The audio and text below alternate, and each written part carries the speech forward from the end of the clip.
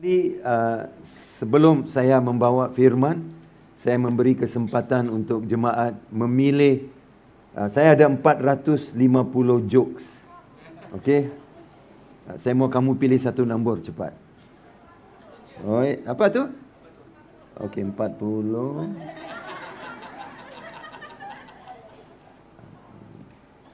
Oh, okey. Saya dapat. Ada seorang ibu yang punya satu krisis di rumahnya. Krisisnya itu dia punya 2 ekor burung. Burung kakak tua. Betul ke bahasa Indonesia pun sama? Burung kakak tua ini pandai berbicara, kan? Saudara tahu kan? Ya, dan tetapi bicaranya tidak baik. Ibu itu bergumul berjumpa dengan pendeta. Dan dia bilang, "Pendeta, saya punya krisis di rumah. Saya punya 2 ekor burung kakak tua. Tapi kata-katanya tidak baik, Pak. Perlu dirubah kata-katanya itu." Pendeta bertanya, "Ibu, kata-kata apa sepertinya, Ibu?" Ibu itu berkata, "Burung kakak tua sering mengungkapkan ungkapan yang sama." "Apakah ungkapan itu?" "Kami seorang pelacur, ada 2 ekor. Want to have fun? Mau bersuka-suka?" Wah, pendeta bilang, "Ini tidak baik. Apa ada burung kakak tua yang bisa bicara begitu? Kami seorang pelacur, mau bersuka-suka?" Dia bilang, "Enggak boleh, enggak boleh. Apalagi di rumah ibu anak Tuhan." Dia bilang, "Pendeta, tolong." Pak pendeta bilang, "Bisa diurus dong. Bawa saja burung itu ke rumah saya. Karena di rumah saya ada 2 lagi ekor burung kakak tua. Tetapi mereka adalah burung kakak tua yang sangat rohani. Mereka berdoa, menyanyi, dan menyembah setiap hari. Dan kau boleh melihat mereka ketika kau masuk, kepak mereka juga begini. Berdoa. Bawa mereka. Dan biar mereka berfellowship dengan burung-burung kakak tua saya itu. Pasti mereka akan dirubah menjadi rohani juga. Supaya kata-kata mereka bukan lagi, kami seorang pelacur, mau enjoy, begitu." Jadi ibu pun bawa burung kakak tuanya yang jahat itu, masukkan ke dalam, dan sampai di rumah dia melihat burung kakak tua pendeta begini. Oh, haleluya, haleluya.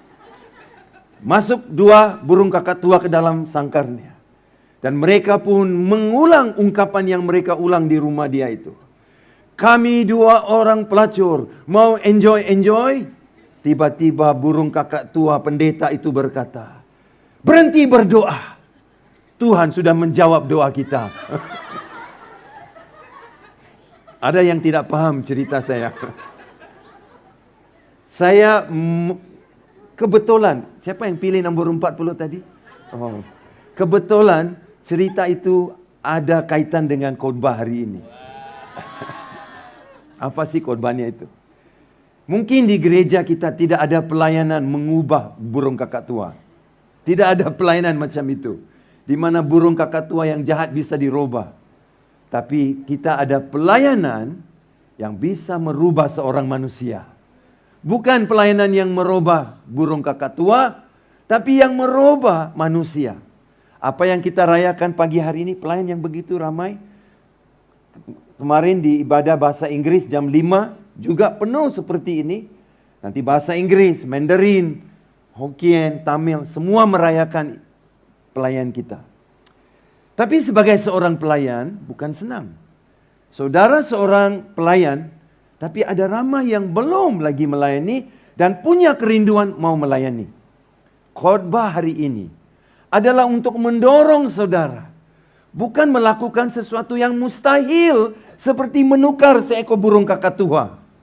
Tapi pelayanan yang pasti menjadi berkat bagi seorang pribadi yang lain. Ada amin? Apapun yang saudara tabur, ketika saudara menabur dalam hidup orang lain, seperti saudara berdiri di pintu, "Shalom, pagi Pak, shalom," begitu. Seperti tidak ada efeknya dalam hidup orang itu. Tapi efek yang dibawa Pastor Sam luar biasa. Saya juga mau jadi pengkhotbah. Oh, boleh Pak, boleh. Coba saudaraku boleh. Nah saudara, tetapi bukan semua orang bisa jadi pengkhotbah. Bukan semua yang bisa jadi pemimpin pujian, pemusik, amin. Tapi mungkin pelayanan saudara hanya yang simple. Seperti saudara di lantai bawah. Dan saudara jemaat datang dan saudara bilang, Shalom. Habis. Ada jemaat disebut Shalom. Mereka tidak nampak muka kamu pun. Seperti dia marah. Tapi saudara bilang, sudah sebut Shalom masih tidak tengok muka saya.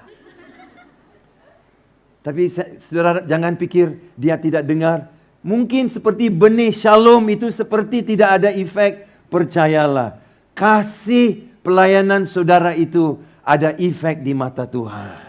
Amin saudara, ada efek di mata Tuhan. Jadi kalau begitulah saudaraku hasilnya pelayanan saudara. Saya mau yang belum melayani lagi juga berpikir. Pelayanan yang diperlu bukan susah. Bukan seperti pelayanan di mana pastor ini punya pelayanan untuk menukar 2 ekor burung kakak tua. Tidak perlu.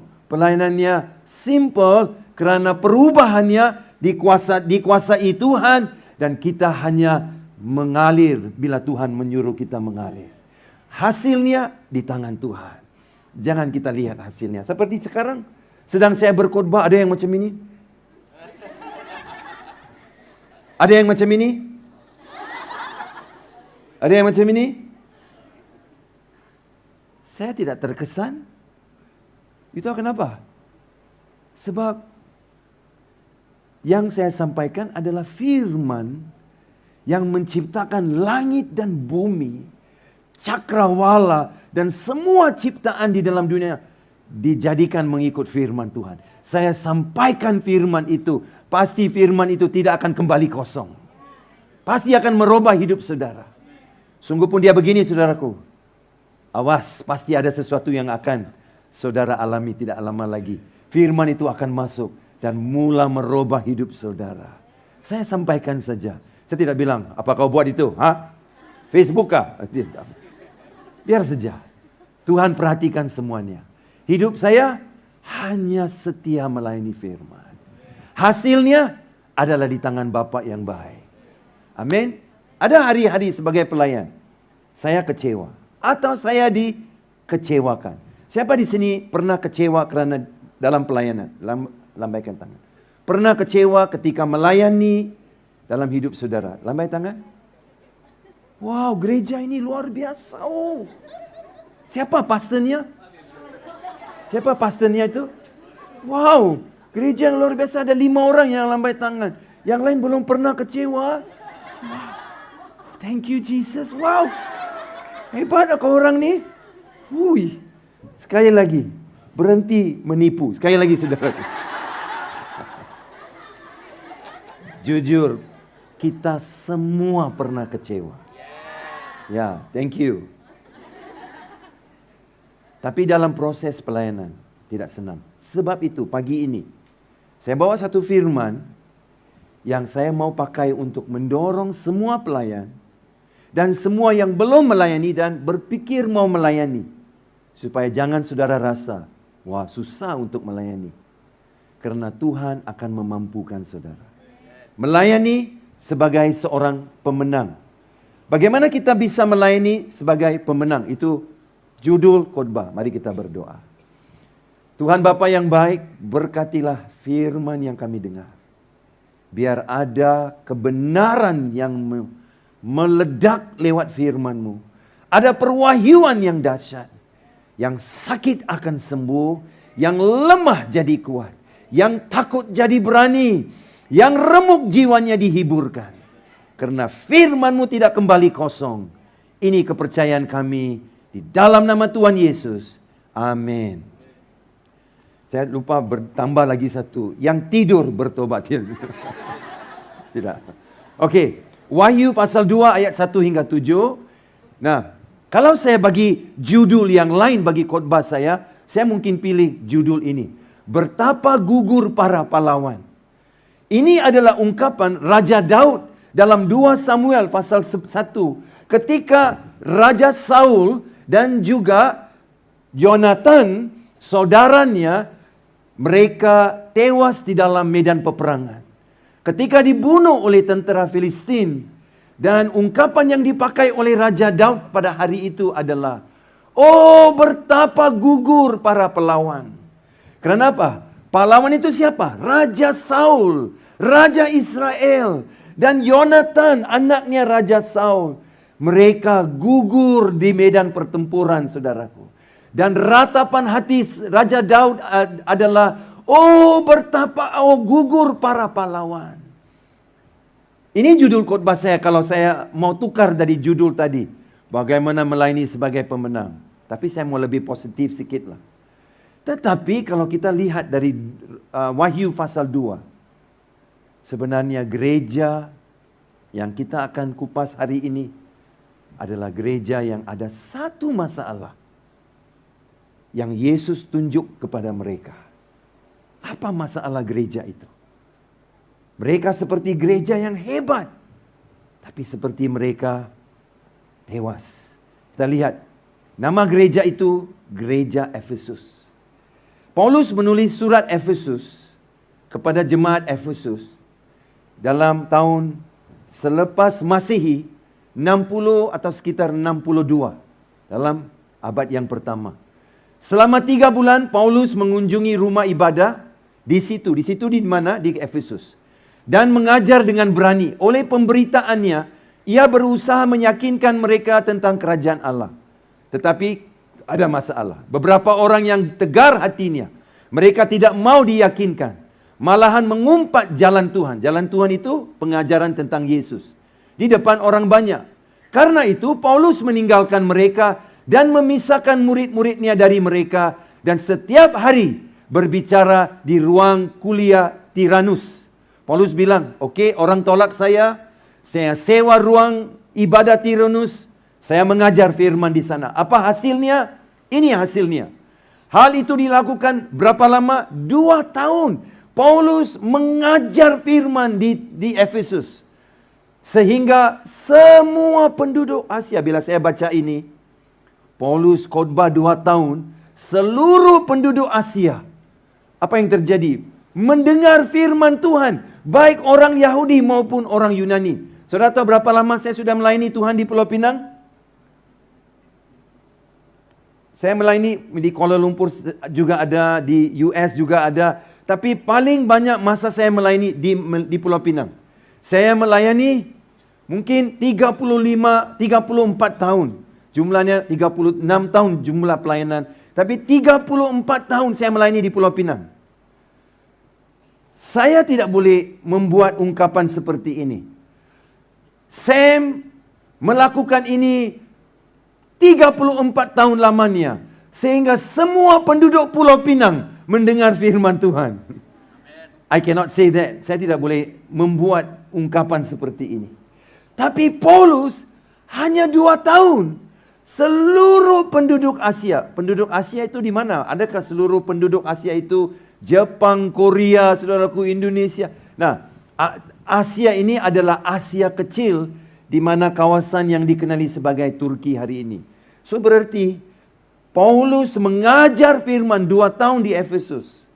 Dia adalah pendiri gereja Efesus. Sekali lagi, siapa pendiri gereja Efesus? Rasul Paulus. Bagus. Kemudian, siapakah senior pastor? Siapakah pemimpin gereja yang ditugaskan oleh Paulus? Setelah Paulus keluar untuk menginjili tempat lain, dia meletakkan seorang hamba Tuhan yang namanya Timotius. Ketika aku hendak meneruskan dari 1 Timotius, perjalananku ke wilayah Makedonia, Paulus ada tugas lain, aku telah mendesak engkau itu Timotius, supaya engkau tinggal di Efesus. Kenapa? Dan menasihatkan orang-orang tertentu agar mereka jangan mengajarkan ajaran lain. Arti ada ajaran sesat sudah mula masuk. Ada ajaran sesat juga di Pulau Pinang. Yang berkata, Tuhan bukan Bapa, Tuhan adalah Ibu. Kau tidak boleh panggil Tuhan Allah Bapa, mesti panggil Allah Ibu. Ada macam-macam ajaran sesat yang sudah menular. Sama. Gereja mana? Efesus. Pendirinya siapa? Rasul Paulus. Ataupun sibuk dengan dongeng dan silsilah yang tidak putus-putusnya, yang hanya menghasilkan persoalan belaka dan bukan tertib hidup keselamatan yang diberikan Allah dalam iman. Jadi ada banyak penyelewengan. Timotius, jadilah gembala senior di kota Efesus atas gereja Efesus. Saudara, gereja Efesus bukan kecil. Dia gereja yang sangat besar. Timotius masih muda, tapi dia pastor. Ada 2 orang pemimpin hebat, yaitu 3 orang, Apolos, Priscilla, dan Aquila. Coba kita lihat dalam Kisah Para Rasul 18. Sementara itu datanglah ke Efesus seorang Yahudi bernama Apolos, yang berasal dari Alexandria. Ia seorang yang fasih berbicara dan sangat mahir dalam soal kitab suci. Ia telah menerima pengajaran dalam jalan Tuhan, yaitu Yesus. Dengan bersemangat ia berbicara dan dengan teliti ia mengajar tentang Yesus. Tetapi ia hanya mengetahui baptisan Yohanes.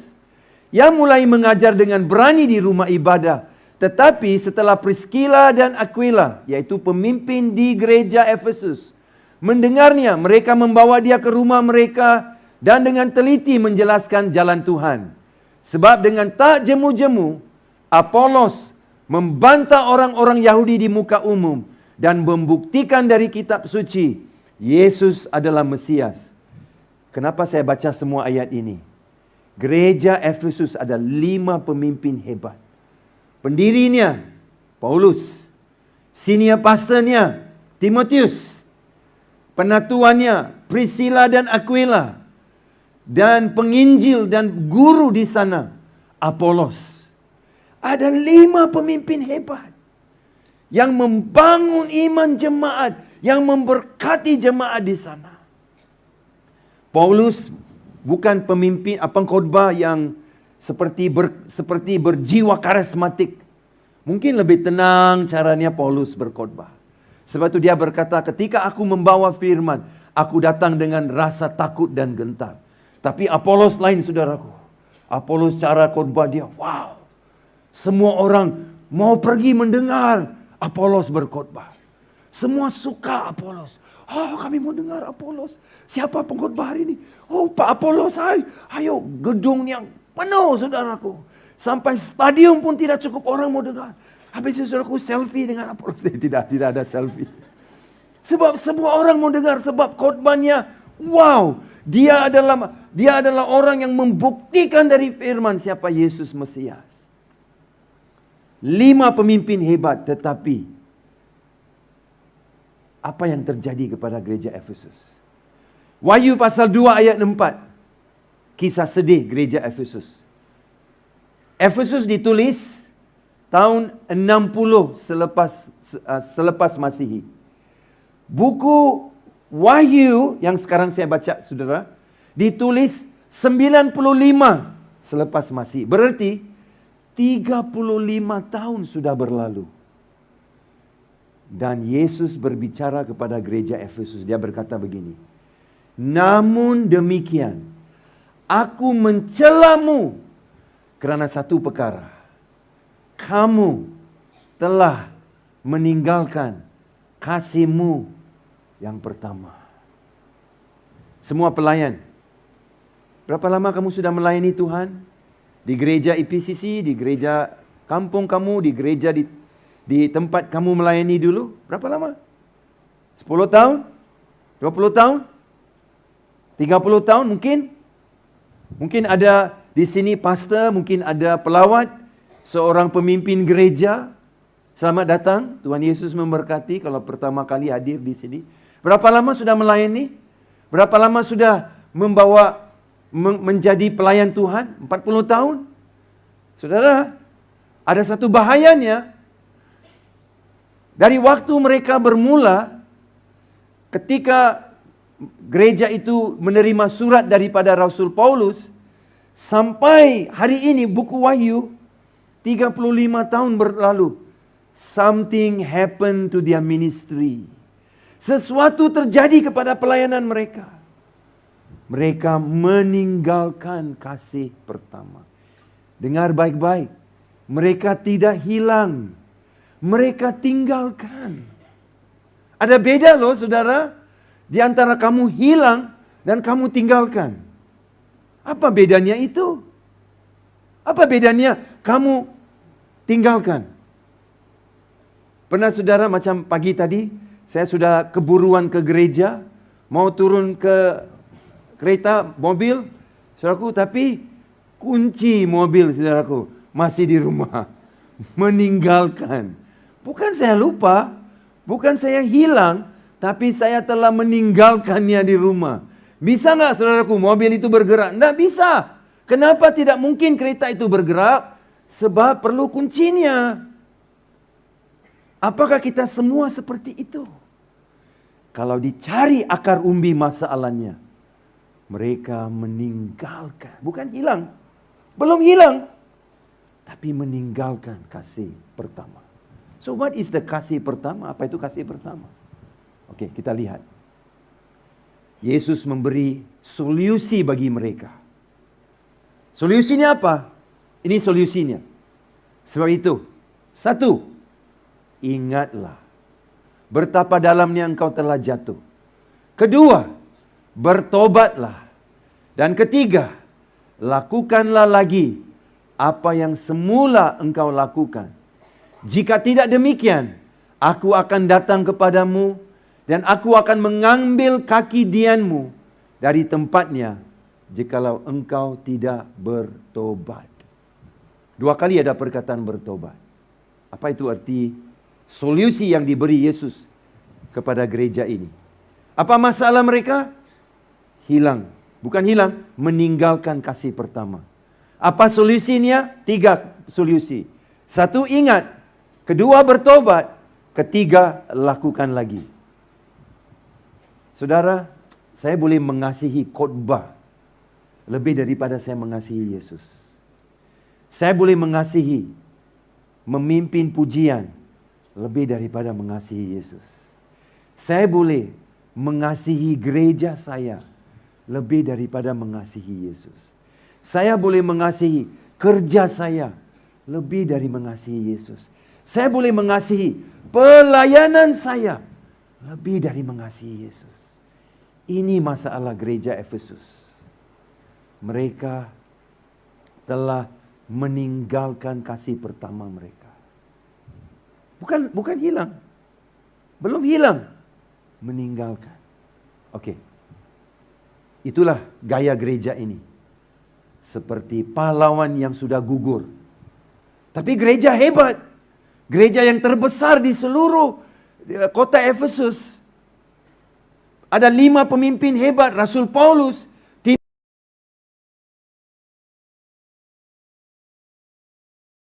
juga Apolos sebagai guru dan pengkhotbah. Wow!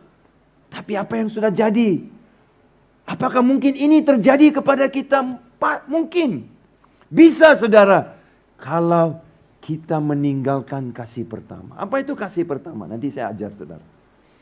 Nah, kita lihat. Inilah tempatnya di mana gereja Efesus. Lihat anak panah yang warna merah itu. Efesus. Itulah tempatnya gereja ini dimulakan. Dan surat ini disampaikan. Tuliskanlah kepada malaikat jemaat di Efesus. Okey? Kepada siapa? Kepada Efesus. Nah, ini adalah salam dari Tuhan Yesus. Inilah firman dari Dia, Yesus, yang memegang ketujuh bintang dan di tangan kanannya dan berjalan di antara ketujuh kaki dian emas itu. So, kita benarkan Alkitab, terjemahkan Alkitab. We let the Bible interpret the Bible. Apakah ketujuh bintang itu? Apakah ketujuh kaki dian itu? Apakah 2 ini?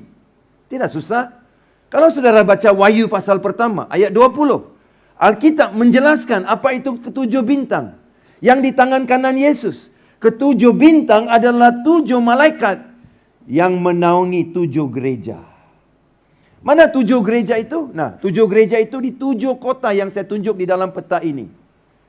Di Asia Kecil. Asia Minor. Efesuslah topik kita hari ini. So, kemudian ketujuh kaki dian emas itu apa? Wahyu pasal pertama ayat 20 mengajar ketujuh kaki dian emas adalah ketujuh gereja itu. Mana gereja itu? Ketujuh gereja itu di kota-kota ini. So, kita tahu apa 7 bintang? Kita tahu apa itu 7 kaki Dian. Okey, sekarang kita lanjut. Nah, Yesus memberi pujian kepada gereja. Jangan lupa dengar pujian Yesus. Suka nggak menerima pujian dari bos?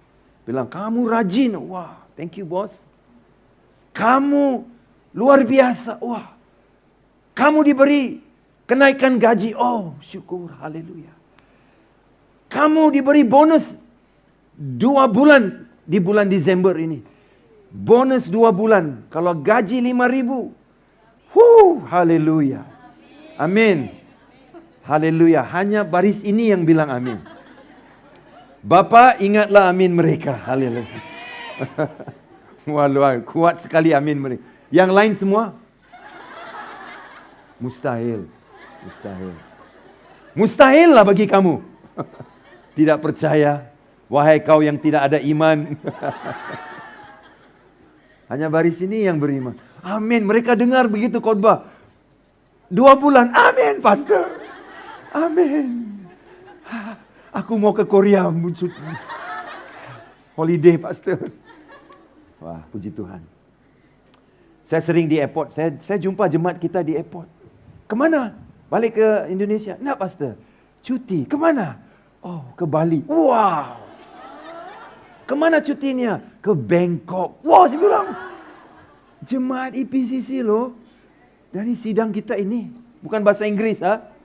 Wah, mantap. Diberkati Tuhan. Amin. Ya, anak Tuhan harus diberkati kan? Ya. Nah, Tuhan bilang, Tuhan memberi pujian. Dia kata begini. Aku tahu segala pekerjaanmu. Baik jerih payahmu. Ketekunanmu. Wah, mereka sudah, oh thank you Jesus, thank you. Aku tahu bahwa engkau tidak dapat sabar terhadap orang-orang jahat. Orang jahat pun kau jaga dia baik-baik supaya dia tidak jahat lagi. Bahwa engkau telah mencobai mereka yang menyebut dirinya rasul.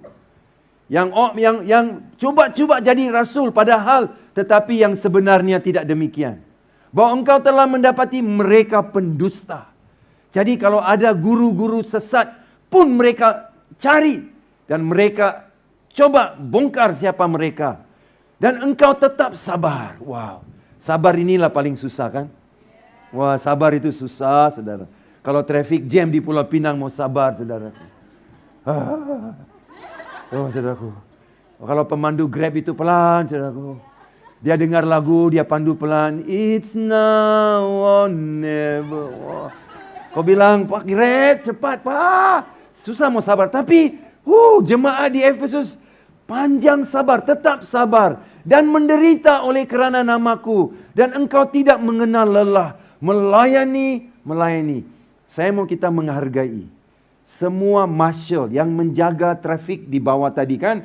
Ada bus masuk, ada Grab masuk, ada motor masuk, ada mobil, kereta masuk. Mereka tetap sabar. Prip, aduh. Gimana ini, saudaraku? Susah. Tapi ada yang marah mereka.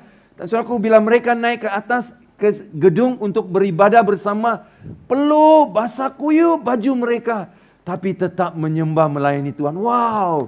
Puji Tuhan untuk marshal kita semua.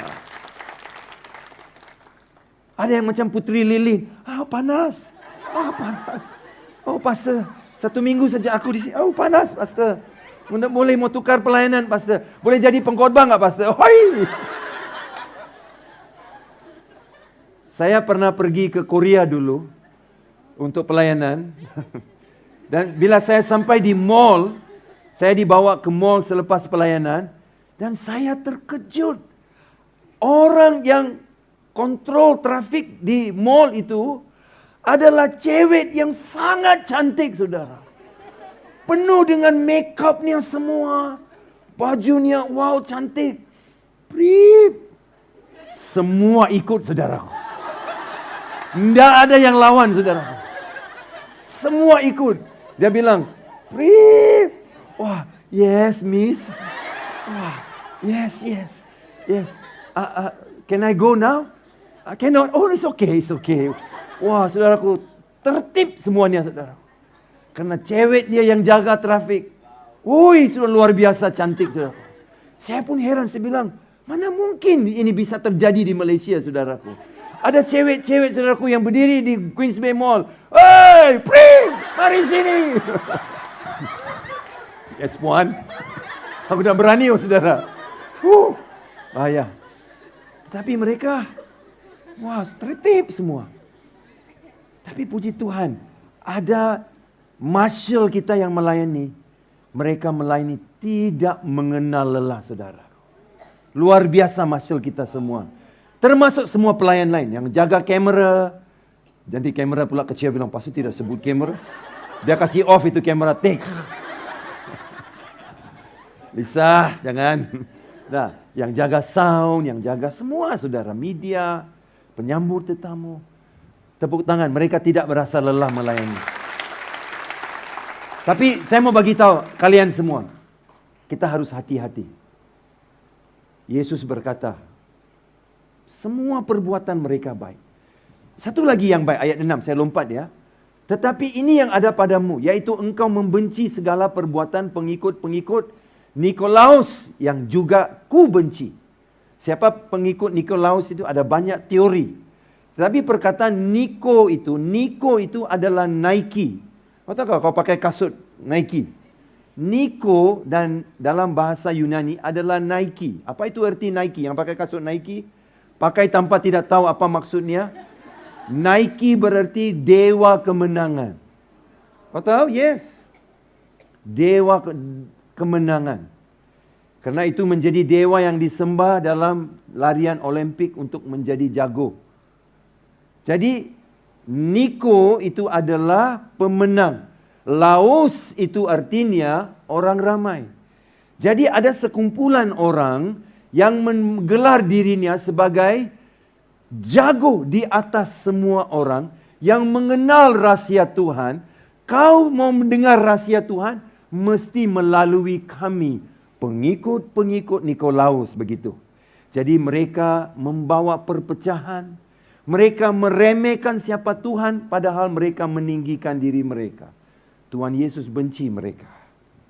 Tuhan Yesus membenci Nikolaus. Niko berarti Nike. Tuhan Yesus membenci Nike. Sengaja saya sebut begitu sebab ada montong masih dengar khotbah atau sudah tidur. Dia tidak benci orang, tapi dia membenci perbuatan. Baca ayat itu. Jangan benci orang. Yesus tidak benci orang. Dia membenci perbuatan mereka. Paham saudara? Kalau dia benci orang, dia tidak akan mati untuk mereka. Tapi dia membenci dosa yang manusia buat. Tapi manusia itu dia tetap mengasihi. Sebab itu ketika kita masih di dalam dosa, Roma 5:8, Yesus mati untuk kita semua. Oke. Semua perbuatan mereka mantap. Ayat 2, ayat 3, ayat 6. Mereka sangat teguh. Tidak lelah. Jeripayanya luar biasa melayani Tuhan. Tapi masuk ayat 5. 4. Namun demikian aku mencelamu kerana satu perkara, kamu meninggalkan kasihmu yang pertama. Okey. 35 tahun sudah berlalu. Tiba-tiba seperti kasih pertama sudah jadi pudar. Kita tengok gereja Efesus awal-awalnya ada masalah kasih. Tidak ada. Kita tengok ayat ini. Efesus 1:15. Jemaat semua baca. 1, 2, 3.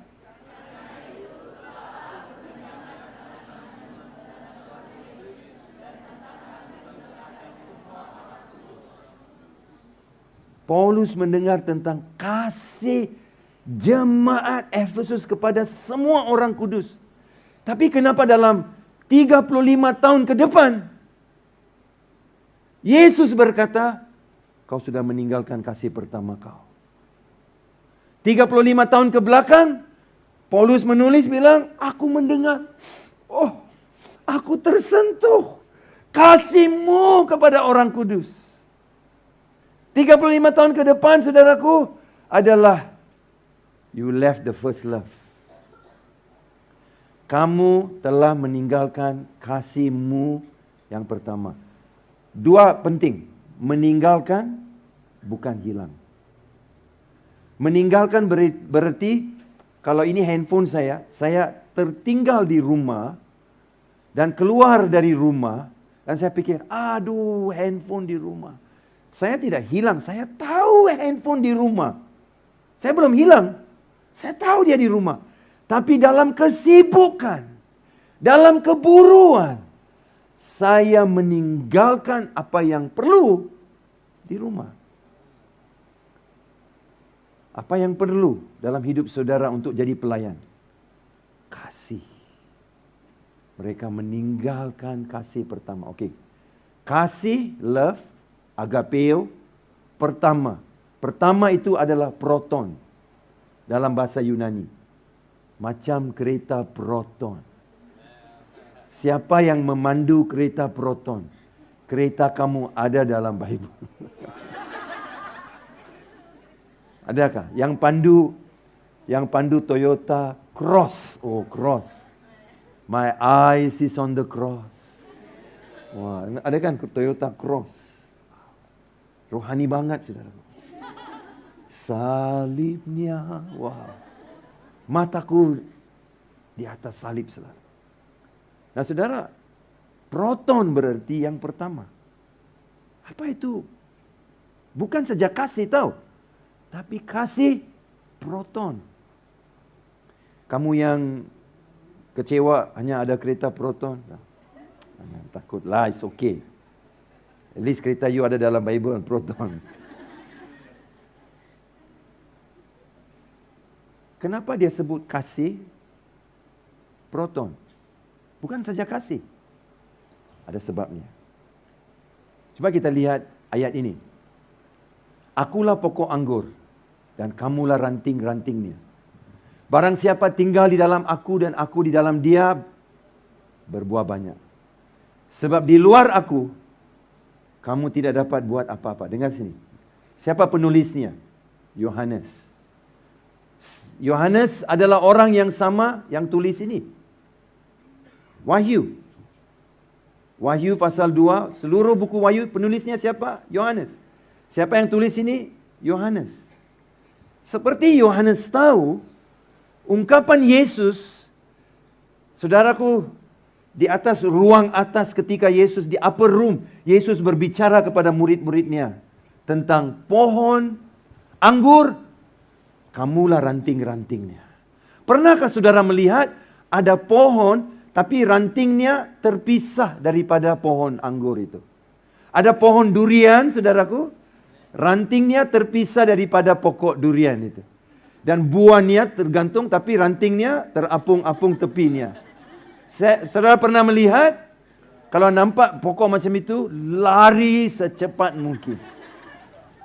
Lebih kencang daripada larian Usain Bolt. Kenapa? Itu pokok puaka, saudara. Tidak ada pokok macam itu di dunia. Tapi kalau rantingnya sudah ada di atas pokok itu, berarti saudaraku, itu yang Yesus berkata. Barang siapa tinggal, abide, berarti kamu menjadi, dalam bahasa Yunaninya, kamu menjadi satu. Kamu menjadi satu dengan aku. Bila saya dibaptis, saudaraku, saya menjadi satu dengan Yesus. Bagaimana? Di dalam kematiannya, di dalam pengkuburannya, di dalam kebangkitannya. Itu yang terjadi dalam pembaptisan, betul kan? Yang dibaptis, pendeta akan bilang, Elsie, atas imanmu di dalam Tuhan Yesus Kristus, saya baptiskan kamu di dalam nama Allah Bapa, Anak dan Roh Kudus. Dikuburkan bersama Yesus.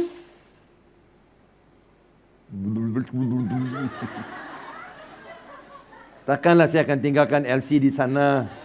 Dan dibangkitkan dalam hidup baru. Saya sebut 3. Dia sudah mati di dalam hidup lama dia. Sekarang dia dikuburkan dan bangkit sekali lagi. Betul kan? So ada 3. Itu yang Yesus lalui. Itu Injil. Kehidupan, kematian, penguburan dan kebangkitan Yesus. Ketika saya dibaptis, saya menjadi satu seperti Yesus. Bukan rutinitas agamawi, tapi hidup untuk Dia. Jadi satu dengan Dia. Contohnya, Alkitab bilang, seorang lelaki akan meninggalkan ibu dan ayahnya dan bersatu dengan istrinya, dan mereka berdua menjadi satu. Saya sudah menikah 31 tahun. Ada hari-hari ini saudaraku, saya tengok istri saya boleh lihat wajah dia macam mana berubah. Saya sudah tahu apa dia pikir, saudaraku. Saya boleh tengok istri saya, kalau dia buat sesuatu dengan mata dia, saya tahu dia marah, saudara. Kenapa? Kami sudah jadi satu, kami paham. Tapi kalau kamu tengok saya dan kau main-main mata, saya takut sudah, saudara. Saya tidak tahu apa maksud saudara. Tapi saya paham maksud istri. Karena kami satu. Bila kamu tinggal di dalam Yesus, Alkitab bilang apa? Kamu akan berbuah banyak. Berarti prioritasnya bukan buah. Prioritasnya adalah tinggal dalam Dia. Berarti Yohanes paham, kalau saya ada perhubungan dengan Yesus, buah akan kejar aku. Buah akan ikut aku. Tapi banyak kali khotbah di gereja adalah, kamu harus berbuah. Kamu harus berbuah. Hai Pak, betul itu betul. Tapi kenapa hanya ajar apa yang di belakang? Tidak ajar apa yang di depan. Kalau kamu tinggal dalam Yesus, buah otomatis, saudara. Buah itu organik, saudaraku. Dia lahir secara otomatik. Dia lahir secara organik. Tapi rahasia yang kita lupa, tinggal di dalam Dia. Apa masalah gereja Efesus? Hasil mereka banyak, tidak lelah, saudaraku. Lagu tema gereja itu, jangan lelah, bekerja di ladangnya Tuhan. Wah, begitu, saudaraku. Roh Kudus. Apa lagi? Dan menumpang, ratakan tanah bergelombang. Timbunlah tanah yang berlubang. Wah. Selepas itu, dengar sini. Hasil mereka, buah mereka luar biasa banyak. Banyak buah, saudaraku, gereja Efesus. Tapi satu missing. Satu sudah mereka meninggalkan. Kasih awal. Perhubungan dengan Tuhan. Mereka miss. Lama-lama kau tahu apa yang terjadi? Mereka bergumul dengan kekuatan mereka sendiri. Pelayanan menjadi sangat lelah, saudara. Masih buat. Tapi buat dengan lelah. Shalom. Pernah tengok Asia macam itu? Jangan lelah. Bekerjanya di... Ada tak, saudara? Pernah tengok? Saya tak pernah tengok, saudaraku, orang yang menyanyi lagu itu, tapi memang rohnya lelah, saudara. Betul. Buah di gereja Efesus sangat lumayan. Tapi mereka sudah tinggalkan perhubungan. Ingat kata Yesus dalam Mazmur 23 ayat 1. Tuhanlah gembalaku. Perhubungan, betul? Tak pernah kekuranganku. Okey, mana yang duluan? Perhubungan duluan. Suzilah istriku, perhubungan, betul? Tuhanlah gembalaku. Daud bercakap tentang perhubungan. Tetapi keperluan masuk nombor 2. Dia bilang, keperluan tidak ada di dalam hidupku. Tak ada kekurangan. Mana mungkin? Kalau kamu manusia pasti ada keperluan. Amin. Siapa di sini tidak ada keperluan? Angkat tangan, saudaraku. Ayo datang ke depan, tumpang tangan, doa atas pendeta ini. Kita semua ada keperluan, betul? Tapi kenapa Daud bisa bilang, Tuhan gembalaku, tak ada keperluan. Kerana dia bilang, kalau aku ada perhubungan, keperluanku semua diurus dengan baik oleh Tuhan kami. Aku tidak perlu kejar hasil, kejar buah, kejar berkat. Berkat kejar aku. Haleluya. Rahasianya tinggal dalam Tuhan. Buah itu organik, saudaraku. Buah itu otomatik dalam Tuhan. Itu yang sudah miss dalam gereja Efesus. Sehingga perlu saudara selalu bilang, aku kecewa. Aku tidak mau melayani. Aku mau pindah gereja lain. Gereja lain pun Tuhan samalah. Gereja lain pun manusia juga. Paham saudara? Gereja lain kau pindah, mungkin ada manusia yang lebih ngeri dari sini, saudaraku. Kan? Mungkin saja, saya tidak bilang mereka ngeri, kita baik. Tidak, saya bilang mungkin saudara berdepan dengan manusia yang lebih ngeri. Bos yang lebih ngeri, aku mau pindah kerja. Tak suka kilang ini, aku mau pindah. Biar aku tidak suka, biar mampus mereka semua. Kau pindah ke kilang lain, saudaraku, seperti dari kuali masuk ke api, saudara. Kita tidak belajar rahasia. Rahasianya kalau kita tinggal dalam Dia, kita pasti berbuah. Amin. Nah, kita mengasihi karena Allah lebih mengasihi kita. Inilah maksudnya kasih pertama. Orang bertanya saya, Pastor, apa itu kasih pertama? Ingat ayat tadi itu? Yesus berkata, kamu telah meninggalkan kasih pertama. Apakah kasih pertama? Bagi saya ini kasih pertama. Orang berkata begini, kasih pertama adalah kau mesti mengenang balik bagaimana Tuhan mengasihi, Tuhan telah selamatkan kamu. Dan bagaimana kamu mengasihi Tuhan. Bagaimana kamu mengasihi Tuhan. Jangan start dari kamu. Start dari Dia. Karena yang mengasihi adalah Dia yang mengasihi kamu dulu. Bukan kamu yang mengasihi Dia dulu. Itu yang kamu mesti pindah. Itu yang kamu mesti kembali. Itu yang kamu mesti ingat. Sebab itu bilang ayat yang kelima. Sebab itu ingatlah. Ingatlah betapa dalamnya engkau telah jatuh. Ingat, mereka telah lupa bahwa mereka dikasihi Tuhan dulu. Kalau Tuhan yang mengasihi aku tidak perlu berbicara pasal buah. Buah pasti ikut aku. Para pelayan semua yang saya hormati, kamu akan berdepan dengan kekecewaan. Kamu akan berdepan dengan orang-orang yang tidak menghargai kamu. Kamu akan berdepan dengan orang yang tidak akan suka kamu. Kamu akan berdepan dengan orang yang tidak akan cakap, thank you ya. Guru sekolah minggu, terima kasih. Penyanyi, thank you. Mungkin. Dalam seminggu saya khotbah begini, saudaraku. Berapa orang cakap dengan saya, Pastor, thank you buat khotbahnya. Aku diberkati. Saya pikir dalam seminggu kan, mungkin 2 orang. Mungkin 1. Ada banyak hari. 0, tidak ada orang. Tapi saya tidak balik rumah dan bilang, susah aku siap khotbah ini. Tak ada 1 orang pun cakap thank you. Kalau saya hidup untuk thank you, lama sudah saya tidak melayani. Tapi saya mau hidup karena saya tetap dikasihi Tuhan. Aku tetap dikasihi Tuhan. Kenapa? Aku melayani bukan karena untuk mengasihi Tuhan. Aku melayani karena Tuhan yang mengasihi aku dulu. Jangan mengasihi Tuhan, jangan melayani karena kau pikir itu mengasihi Tuhan, saudara. Itu nomor 2. Nomor pertama adalah kau mesti tahu, aku dikasihi Tuhan. Justru ketika aku melayani, aku tahu aku tetap mengasihi Tuhan juga. Mesti start dengan Tuhan mengasihi aku. Kalau kau lupa itu, kau tidak ada buah. Yesus berkata, kalau bukan aku, kau tidak dapat lakukan apa-apa. Tidak ada buah. Kau mesti connect dengan Dia. Buah otomatis. Worship team maju. Apakah yang menjadi masalah gereja Efesus? Mereka tinggalkan. Bukan hilang tahu.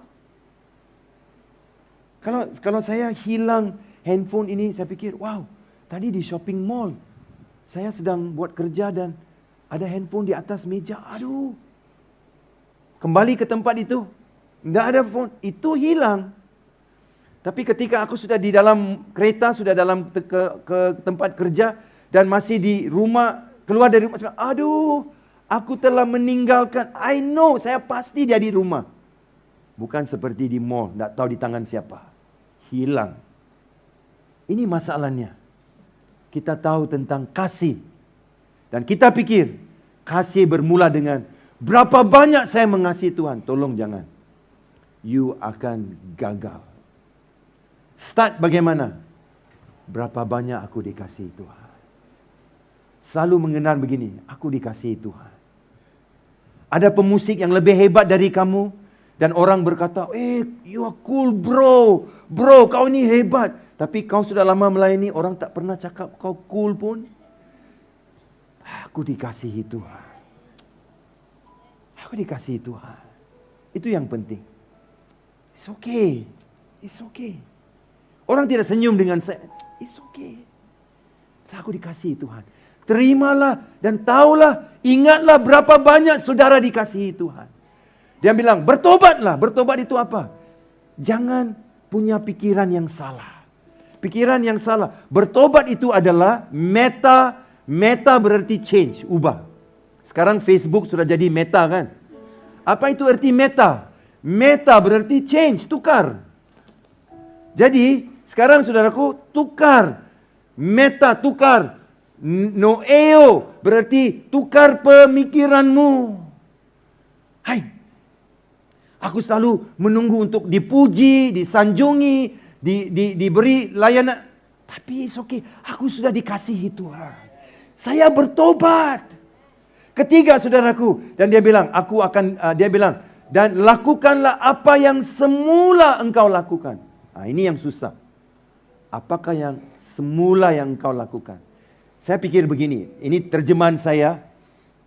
Yang semula yang engkau lakukan adalah ketika mereka dulu gereja yang berantakan dulu, bukan orang Kristen, bukan kenal Tuhan, hidup dalam pelacuran, hidup di dalam dosa-dosa penyembahan yang salah.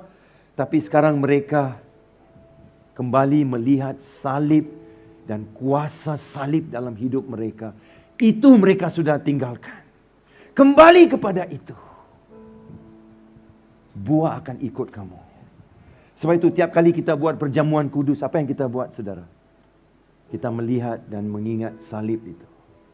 Kita mengenal awal, apakah yang membawa saya awal untuk mengenal dan menjadi Kristian. Ketika saya melihat salib. Sebab itu perjamuan kudus, bila roti itu dipecah, saya melihat tubuh Yesus dipecahkan. Oh, ini yang terjadi di salib untuk aku. Dia mengasihi aku. Darah itu sebelum kita minum, kita bilang, Tuhan, terima kasih Engkau curahkan ini untuk aku, Tuhan. Apa yang terjadi? Kita kembali kepada yang semula ketika pertama kali kita jatuh cinta dengan Yesus. Jangan takut pasal buah. Buah yang banyak akan jadi milik saudara. Bila Yesus berkata, kalau kamu tinggal dalam aku dan aku di dalam kamu, kamu berbuah banyak. Pikiran Yesus, dia tidak pikir pasal buah. Buah bukan prioritas. Yang prioritas adalah tinggal dalam dia. Bukan aktiviti, saudaraku. Keintiman lebih penting daripada aktiviti. Perbuatan lebih penting daripada perhubungan. Bagi banyak orang di sana, di Efesus. Jadi bagi kita, jangan kita terlalu pentingkan perbuatan. Tapi yang penting perhubungan. Kerana perbuatan akan ikut ketika perhubungan kita mantap di dalam Tuhan Yesus. Sebab itu banyak orang kecewa tidak mau melayani. Sebab itu banyak orang takut. Oh tak boleh, susah. Oh banyak masa. Tapi ketika kau tahu kau dikasihi, kau bisa jadi pemenang, saudara. Saya tutup dengan cerita ini. Ingat Yesus di sungai Yordan. Ketika dia dibaptis, dia keluar dari air itu. Dia mendengar Bapa berkata, inilah anakku yang ku kasihi. Kepadanya ku berkenan. Saya selalu tanya, waktu itu Yesus belum mula pelayanan dia. Dia baru saja berhenti jadi anak tukang kayu yang pernah bekerja sebagai tukang kayu. Sekarang dia mau memulakan pelayanan dia. Belum ada pelayanan lagi. Nol. Sakit orang sembuh belum sembuh. Mujizat roti belum, mujizat ikan tidak ada. Tidak ada apa-apa pun hasil. Namun apa yang Yesus dengar dulu? Inilah anakku yang ku kasihi. Dan ku berkenan. Wah, bisa enggak? Tanpa perbuatan Tuhan tetap mengasihi kita. Yes. Kau tidak boleh membeli kasih Tuhan dengan pelayanan kamu. Kau pikir lebih banyak kau melayani dia akan mengasihi kamu lebih? Berarti kasih Tuhan boleh dijual beli dengan pelayanan kamu. Tolong. Kasih Tuhan bukan murah seperti itu. Tidak boleh dijual beli. Dia adalah Allah yang mengasihi tanpa syarat buat saudara. Kemudian ingat, dengar ini. Ceritanya berakhir begini. Yesus masuk ke padang gurun. Pasal 4. Matius. Iblis datang. Kau dengar apa iblis cakap? Dengar apa Bapa cakap? Inilah anakku yang Iblis cakap apa? Kalau kamu anak, tukar batu ini jadi roti. Kau tengok iblis, dia keluar satu ungkapan penting daripada mulut Bapa tadi. Kalau kamu anak, Bapa cakap apa? Kamulah anak yang dikasihi dan Kalau kamu anak jantan, kita mau. Kalau anak jantan keluar, karena orang jantan, memang aku ini jantan yang pria yang sejati, mesti tunjuk gaya saya. Kalau kamu anak, tukar, baru kau anak. Buat sesuatu, buktikan kerjamu, buktikan dengan hasil, baru kamu anak. Kau tengok iblis, dia akan tukar kasih Bapa. Dia bilang, buktikan dengan pekerjaan, lakukan sesuatu, baru kamu anak. Bapa cakap, aku sudah mengasihimu. Belum sembuh orang, belum pulih orang, belum bangkitkan orang. Kenapa iblis cuba ambil perkataan dikasihi? Karena dia tahu, pada hari kau lupa kau dikasihi Tuhan, kau bisa ditewaskan dengan senang, dan kau bukan pemenang lagi. Pada hari kau lupa kau dikasihi Tuhan, kau tidak boleh jadi pemenang, saudara. Karena kau pikir, aku mesti buktikan. Mana batu? Nya insong mata kaji semasing. Iblis, tengok batu sudah jadi capati sekarang. Yesus tak perlu buktikan apa-apa di depan Bapa. Dia tahu dia dikasihi Bapa. Itulah kasih pertama. Kasih pertama adalah bukan kita yang mengasihi, tapi Dia yang mengasihi kita. Berkat pasti mengikuti saudara. Sebab itu penulis Mazmur 23 ayat 6 berkata, kebajikan dan kemurahan mengejar aku. Haleluya. Kebajikan, kemurahan. Haleluya. Tapi rahasianya apa? Tinggal dalam Dia, kau pasti berbuah. Jangan kejar buah, jangan kejar hasil. Gereja Efesus kejar hasil banyak, tapi tidak tinggal. Hilang kasih pertama. Mari kita kembali menemukan kasih pertama dalam Tuhan. Kamu rasa sangat kecewa, kamu tertolak, sebab kamu lupa, aku dikasihi Tuhan. Biar apa yang terjadi, aku tidak perlu buktikan apa-apa, aku dikasihi Tuhan. Kalau kau kembali ke titik itu, kau menemukan sudah kasih pertama, saudara. Amin. Itu rahasia kasih pertama. Beri kemuliaan bagi Allah kita. Mari kita bangkit berdiri. Haleluya.